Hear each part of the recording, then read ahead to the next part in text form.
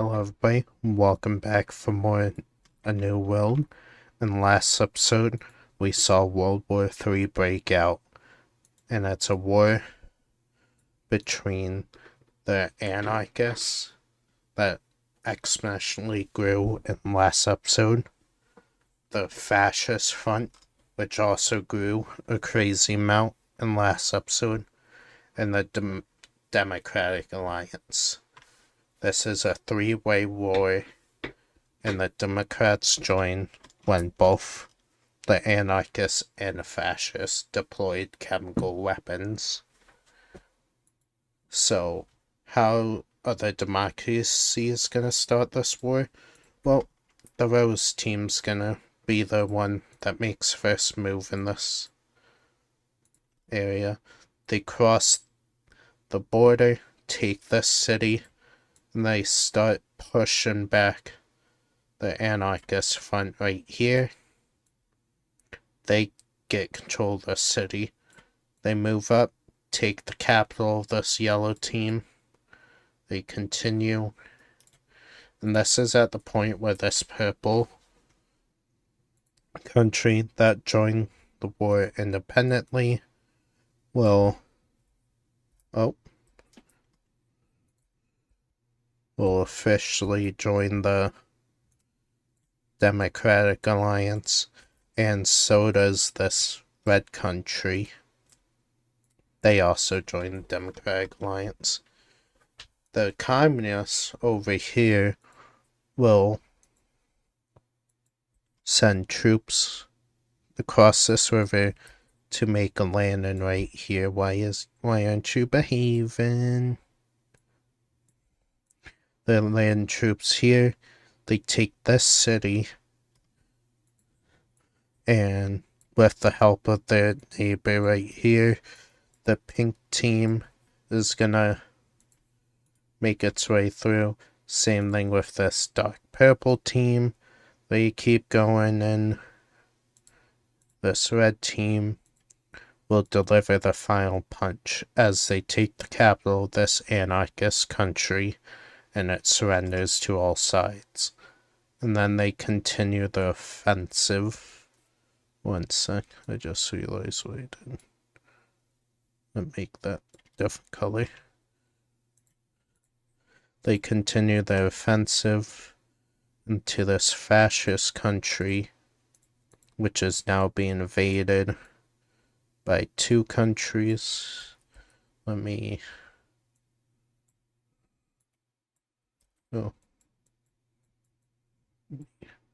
do it, yeah, like that. So that now they're being invaded by two sides. And when the democracies take this major city, they just surrender over.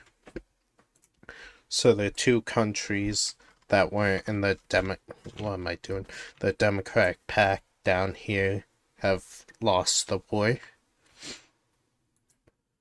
And they are told, if you are willing to change your government to democracy, you will lose no land in this war. And the anarchist country will accept, and whenever a country does, they will be, well, their alliance icon will be changed to white. Same thing with this country. And one second, so these two countries accept the offer the UN gives them to change their government to not lose land, but they will still have to pay reparations. So one of the fronts for democracies is already done. Now let's go back to the main front where the chemical weapons were used. Unfortunately, these countries aren't done dropping chemical weapons on each other, as this country is hit by other chemical weapons.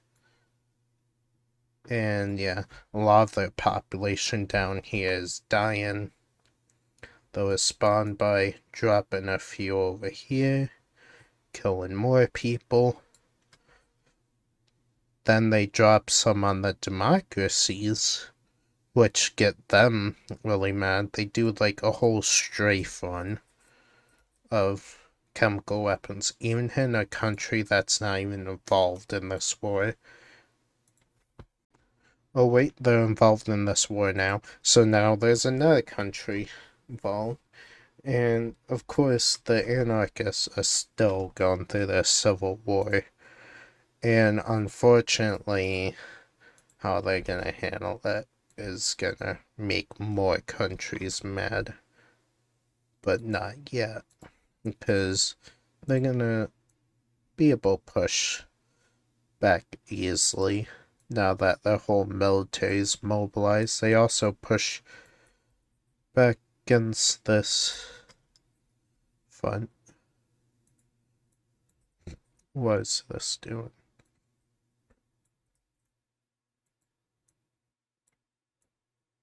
They push back on this front and push out the fascists. And they even enter into fascist territory and start invading them. And they start invading the old territory that were taken in the rebellion. And they're able to push them back. But their democracies,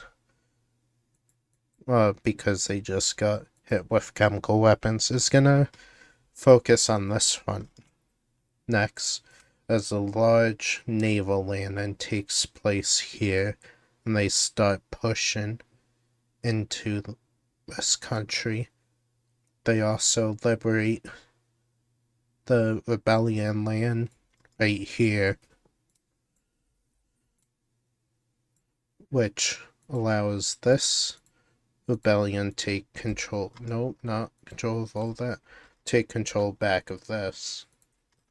So now the central anarchists are getting invaded by the democracies. Same thing right here happens. No. Change color a bit more. So this country starts getting invaded too, and the like southern areas taken. Now I want to remind people what the firepower rankings are. This gray country up here is the strongest in the world. And then this one's the second strongest. And this one's the third strongest. So this is why this war is able to be so back and forth, because they're kind of equally matched. Concern most of the strong countries are either fascists or anarchists right now, except for a good amount of democracies in this whole area. Like here, all this. So yeah, I just want to point that out. And this central anarchist country is gonna be like, alright, you pushed us back here, so we're gonna just go around. So they enter this rebellion land again.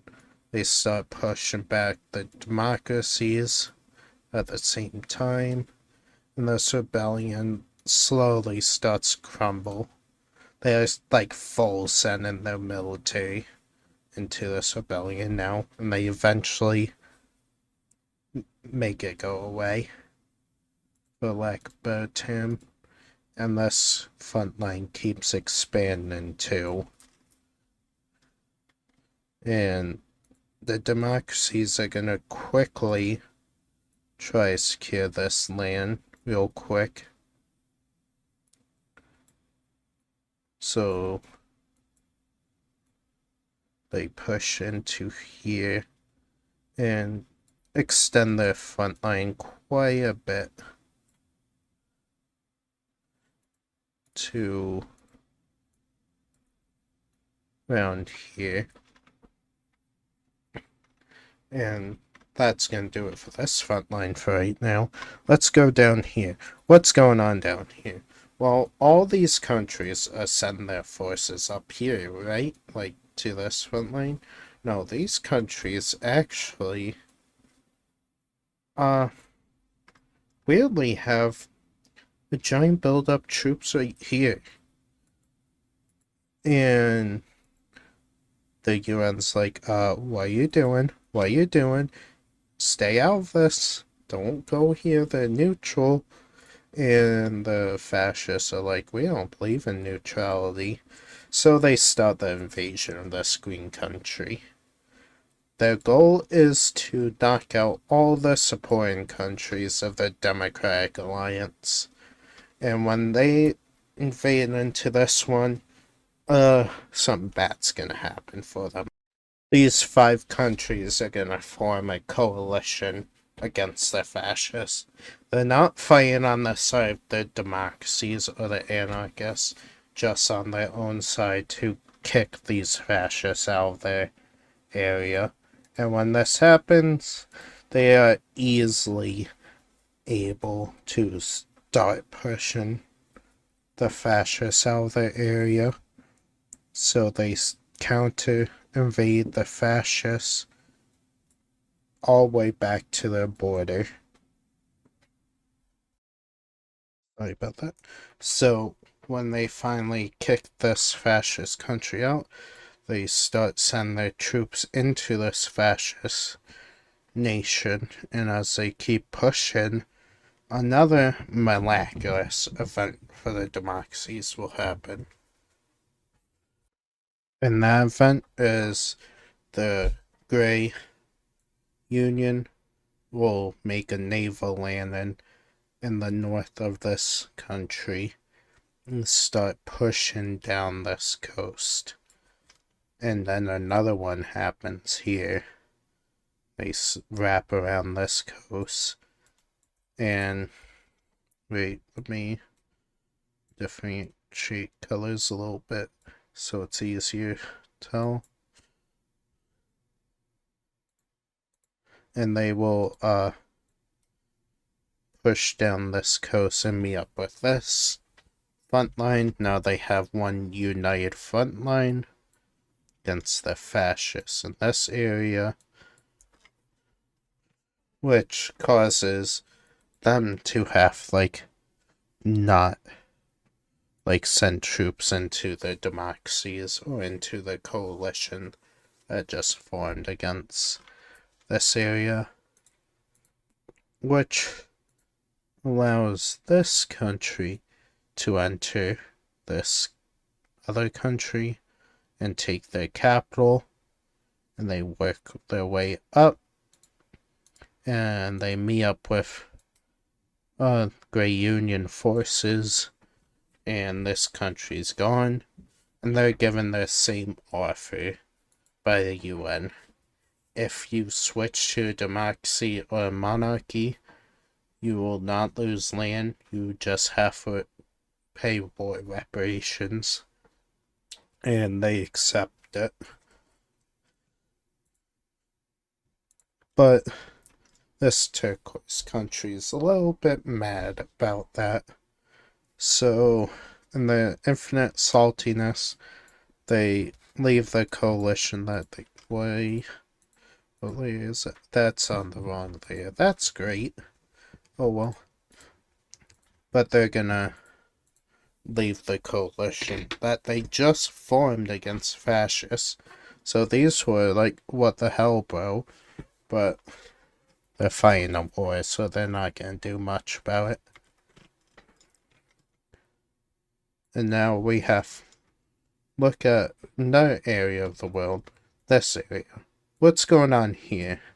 These 3 countries and these 3 countries are far away from their alliance members. So they're thinking up a storm. They're like, no, if we didn't fight, but 10 we did, our alliances won't bother us. So this country sent up a blockade through here with help these three, and these three countries sent up one right here, and they're like just having massive staring contest. Back to the rebellions taking place up here. Unlike the central anarchist country, these other rebellions are gaining a lot of steam, and they're pushing through this green country. They want their homeland back. They want to be a democracy again. They don't like the anarchists. Let's see how I should differentiate this a little bit more.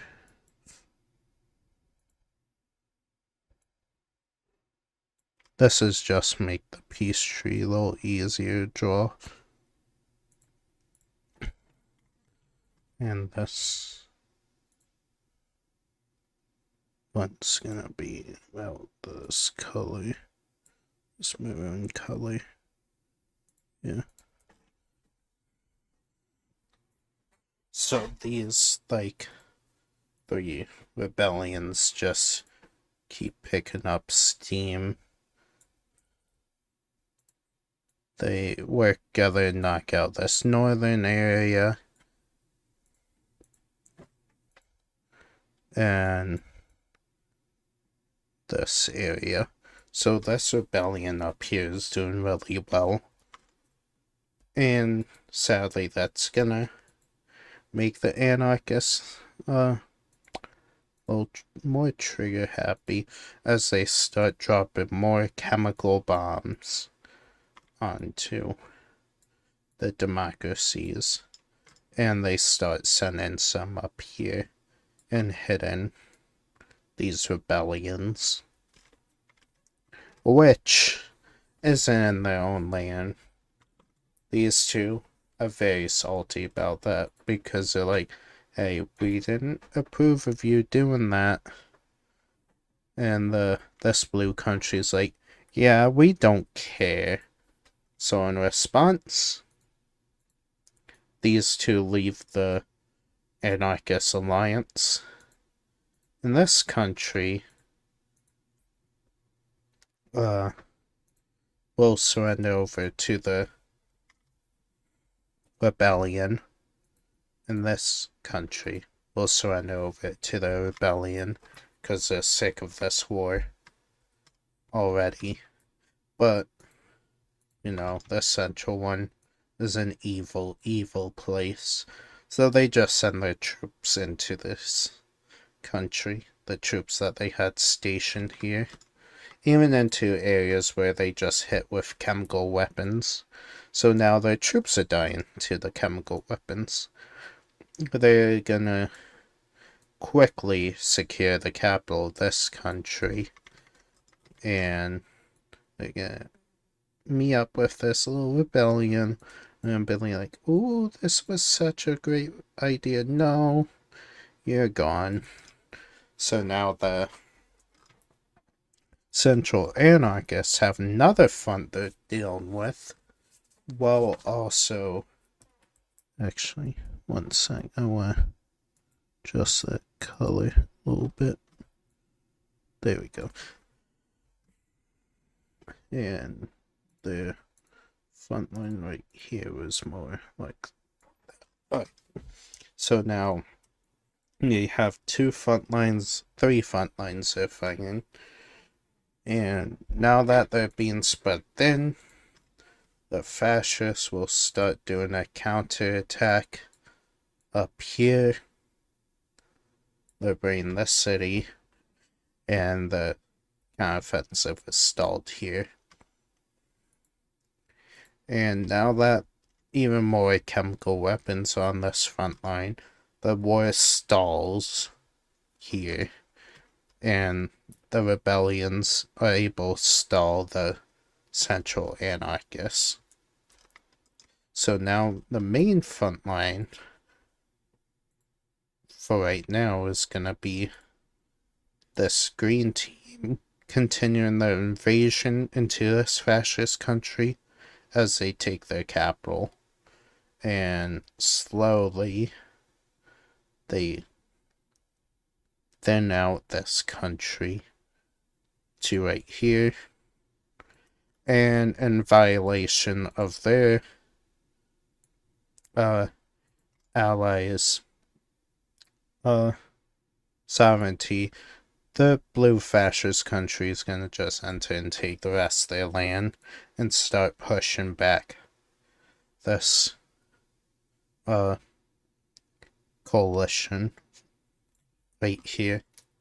So now this country's out of the war, and unlike the other countries, the UN does not offer them a deal because they're not like gonna survive this war anyway. So they're just like kicked out of their fascist alliance. Now, as I said earlier, up here, these like groups of countries aren't fighting each other because they don't see a point in this war.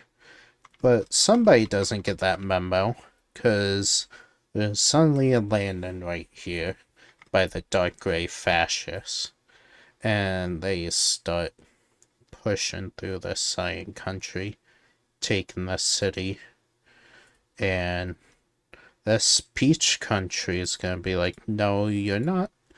They start sending troops help the cyan country right here. They're able to push them back.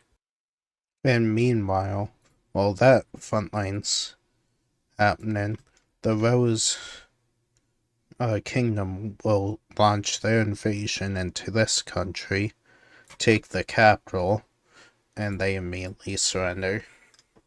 So these two are out of the war. And the UN does extend their offer to this country. If you promise change your government at the end of war and pay reparations, you won't lose land.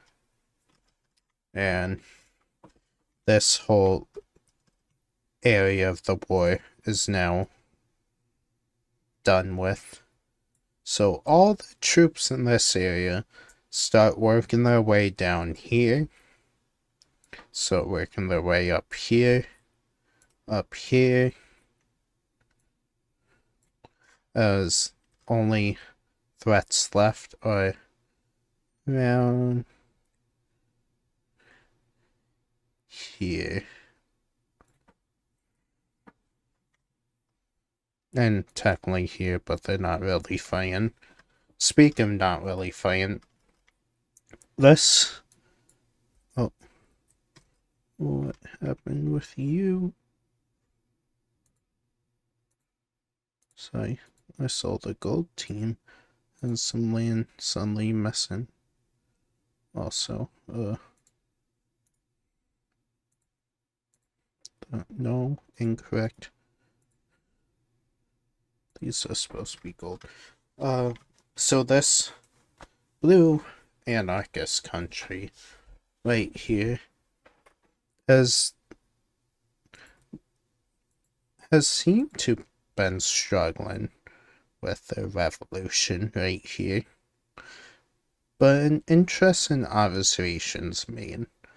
This revolution isn't going that far into this country. In fact, they stop around here.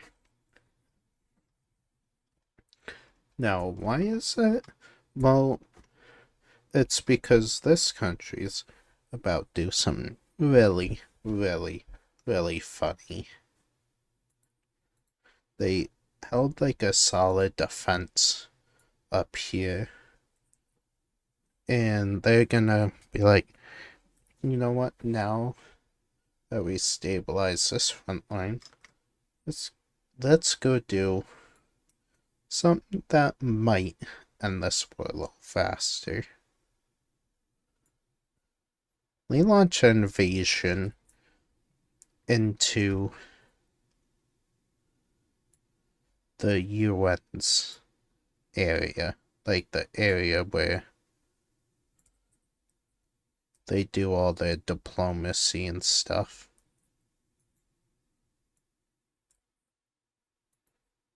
How am I doing this? Yeah, it'd be this dark blue. So they land troops in this democratic area. And when they do that, oh boy, they just open a whole can of worms. Because this will cause all the neutral countries in this area of world to join the war on the side of democracies. And now they all start sending troops up here. And slowly the anarchists will be pushed out of this area.